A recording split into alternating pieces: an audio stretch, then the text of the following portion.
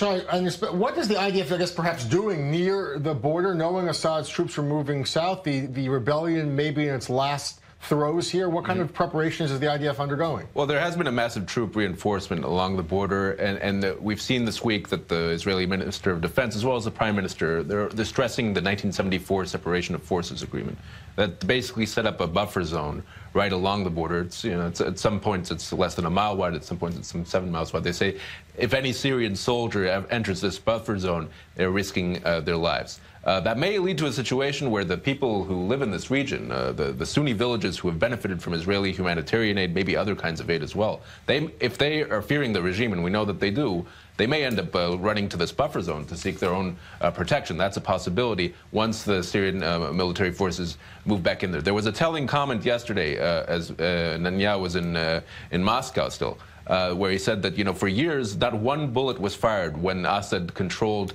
the border area itself. That's a change in tone in terms of how Israel speaks about the Assad government, and I think that indicates a certain willingness of Israel to go forward towards some sort of arrangement.